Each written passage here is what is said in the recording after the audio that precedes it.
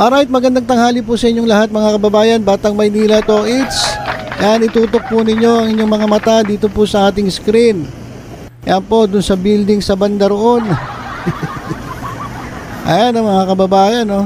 Meron pong poster, hindi pala poster, billboard pala. Meron pong billboard, itong Broadway Gems. At dyan po, iwan ko lang kung ilan ang floors na sakop dyan, pero sobrang laki mga kababayan, no? Huwag na natin bilangin kung ilang floors yung sakop niya. Dami, oh. At yan mga kababayan, dito sa bandang kanan, makikita ninyo ang litrato ng ating legit Dabar Cats na si Karen Aistrap. Grabe, laki ng poster mga kababayan, no? Hindi naman nabanggit niyan sa video kung saan banda yung yung billboard na yan. Pero sa tingin ko lang hindi po ito kumpirmado. Baka sabihin fake news peddler ako. Hindi po kumpirmado, pero sa tingin ko sa EDSA po yan mga kababayan. EDSA ba yan? Wala po kasing nakalagay dito sa sa caption. Basta nakasulat po dito sa caption, maraming salamat po Broadway Gems for choosing me as your best girl ever. Thank you Lord, Karen Aistrap. Iba talaga kapag alagang TBJ mga kababayan. Kaya alam nyo mga kababayan, ang pinaka tamang desisyon na nagawa ni Karen Aistrap ay yung sumama siya sa TBJ. Kasi di ba nung umalis ang TBJ diyan sa Tape Incorporated, hindi agad kasama si Karen eh. Hindi agad sumama si Karen.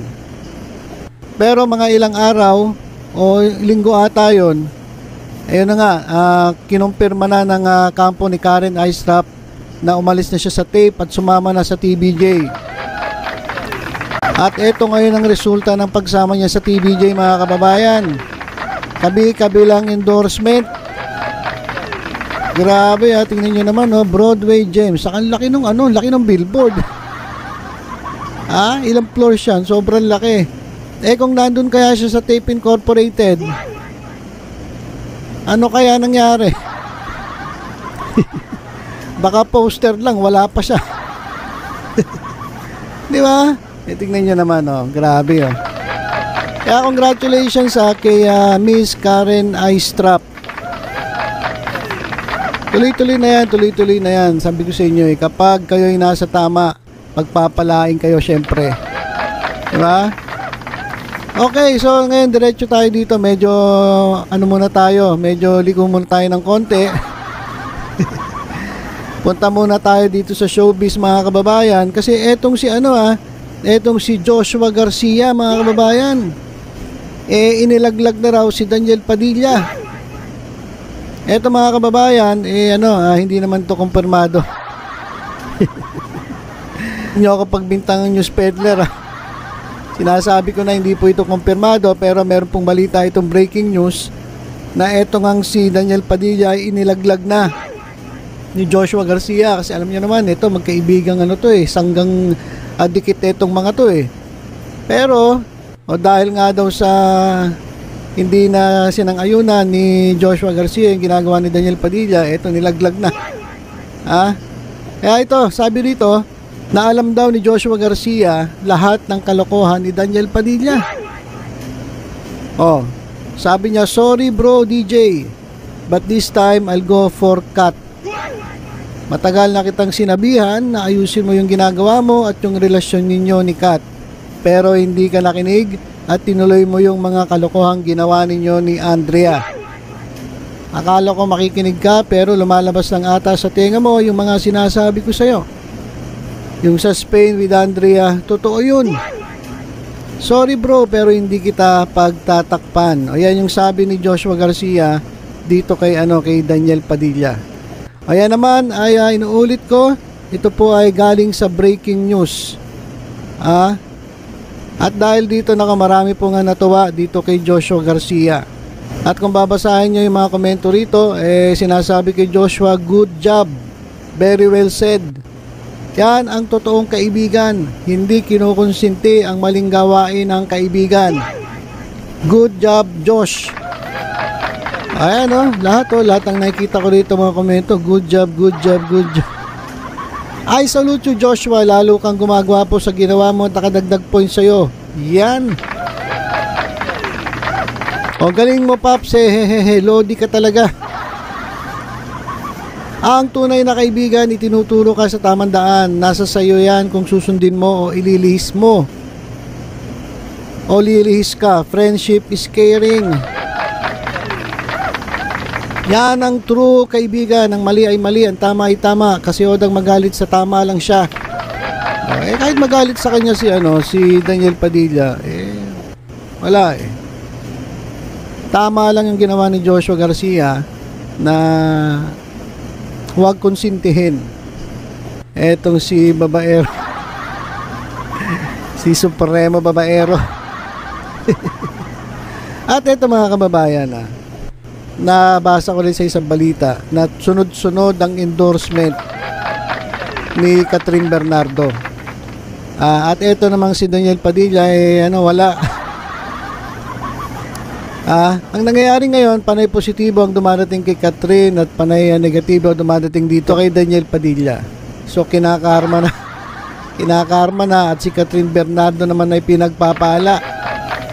Sunod-sunod ang endorsement mga kababayan. Kaya congratulations.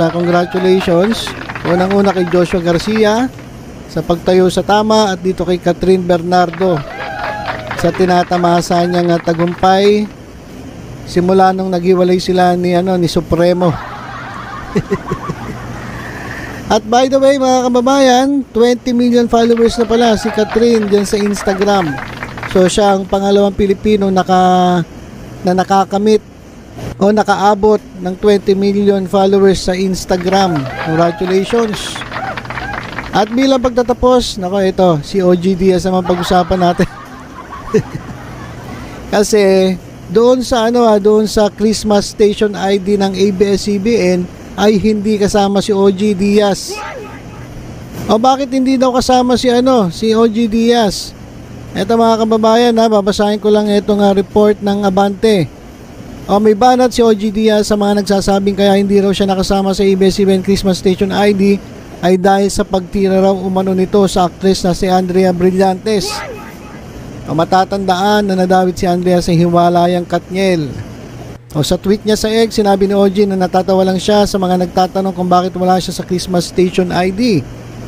Ayan mga kababayan yung sabi ni OG, nakakatawa yung kaya di daw ako nakasama sa Christmas Station ID ng ABS dahil tinitira ko daw si Andrea at sa akin nagsimula ang Katniel breakup. Hayaan nyo next year pag may show na ako sa ABS, ka-join na ako dyan. At kay kasali o hindi, mananatili akong isang kapamilya. Ay sabi ni OG Diaz mga kababayan, na para bang sinasabi niya na kaya wala siya dyan sa Station ID ng ABS kasi wala naman siyang programa dyan sa ABS-CBN So bakit siya masasama dyan? Tama naman si OG. Hindi naman siya kasali, wala naman siyang programa dyan Paano siya masasama sa Christmas ID ng ABS? Di ba? So hindi raw totoo na kaya wala siya dyan dahil tinitira niya si Andrea. Hindi yun. Ang dahilan, wala kasi siyang program dyan sa ABS-CBN. Kayo talaga mga marites magawa na naman kayo ng kwento Tapos pag ginantihan kayo ni OG Diaz, binawian kayo ni OG Diaz, sasabihin nyo fake news peddler. So hindi totoo yung natatawa lang si Mami OG doon sa nagsasabi na na pinag-initan siya ng ABS-CBN kasi binabanatan niya si Andrea Brillantes. Hindi po totoo yun. Kaya wala siya dyan sa Station ID kasi naman hindi siya wala siyang programa si ABS-CBN. Kayo talaga mga marites. So ilan po muna ang ating update. Uli, congratulations kay Miss Karen Aistrap. Yan, tuloy-tuloy na ang endorsement. Iba talaga ang alagang TBJ. At dito kay Joshua Garcia, tama lang na hindi niya konsintihin etong kanyang kaibigan sa kanyang maling ginagawa. Itong si Supremo babaero Daniel Padilla. At dito naman kay OG Diaz, tinawanan niya lang yung mga bali-balita ng marites. na kaya siya wala sa station ID o Christmas station ID ng ABS dahil nga tinitira niya raw si Andrea. Hindi po totoo yan. Kaya wala siya ron kasi wala naman talaga siya sa ABS-CBN. Wala naman siyang programa. So yun lang mga kababayan ang ating matitinding balita. Abang-abang lang po tayo. Tutok lang sa Batang Maynila Toys sa mga susunod pang updates. Ingat po tayong lahat. God bless.